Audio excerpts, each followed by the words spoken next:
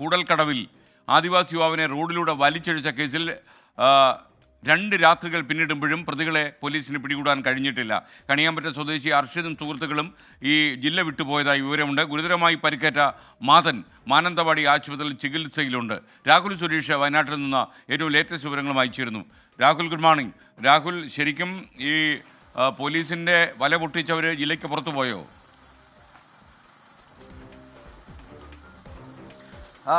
Good morning. ഈ മാതനെ ആക്രമിച്ച പ്രതികളെ പിടികൂടാൻ ഇതുവരെയും പോലീസിന് കഴിഞ്ഞിട്ടില്ല. പ്രതികൾ ഇപ്പോഴും ഒളിവിലാണ്, കാണാമറയത്താണ്. ഏതോ ഒളിസങ്കേതത്തിൽ ഇരുന്നു കൊണ്ട് പോലീസിന്റെ എല്ലാ നീക്കങ്ങളും സസൂക്ഷ്മം നിരീക്ഷിക്കുകയാണ് ആ പ്രതികൾ.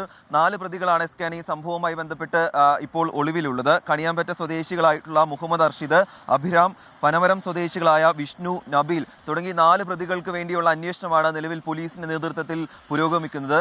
സൂചിപ്പിച്ച പോലെ തന്നെ സംഭവം നടന്നിട്ട് 2 രാത്രി പിന്നിടുകയാണ്. ഞായറാഴ്ച വൈകിട്ടാണ് കൂടൽക്കടവിൽ ഈ സംഭവം നടക്കുന്നത്. അന്ന് രാത്രി തന്നെ പോലീസ് FIR രജിസ്റ്റർ ചെയ്ത് അന്വേഷണം ആരംഭിച്ചതാണ്. പക്ഷേ ഇപ്പോഴും ആ പ്രതികളെ പിടികൂടാനായിട്ടില്ല എന്നതാണ് ഏറ്റവും പ്രധാനപ്പെട്ട കാര്യം.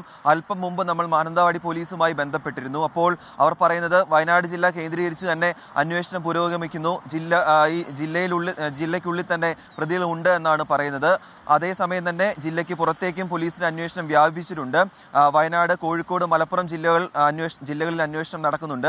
അതുമാത്രമല്ല, പ്രതികൾ വയനാട്ടിൽ നിന്നും കർണാടകയിലേക്ക് രക്ഷപ്പെട്ടിട്ടുണ്ടോ എന്ന ഒരു സംശയം പോലീസിനുണ്ട്. അതുകൊണ്ട് കേരളത്തിനുള്ളിലും കേരളത്തിന് പുറത്തേക്കും നീണ്ടുകൊണ്ടുള്ള ഒരു അന്വേഷണമാണ് നിലവിൽ മാനന്തവാടി പോലീസിന്റെ നേതൃത്വത്തിൽ നടന്നുകൊണ്ടിരിക്കുന്നത്. അതേസമയം ചികിത്സയിലുള്ള മാതന്റെ ആരോഗ്യനില തൃപ്തികരമാണ്. മാതന്റെ കൈകാലുകൾക്കും നട്ടെല്ലിനുമാണ് പരിക്കേറ്റിട്ടുള്ളത്. ഇപ്പോൾ മാനന്തവാടിയിലെ ആശുപത്രിയിൽ ചികിത്സയിൽ കഴിയുകയാണ് മാതൻ.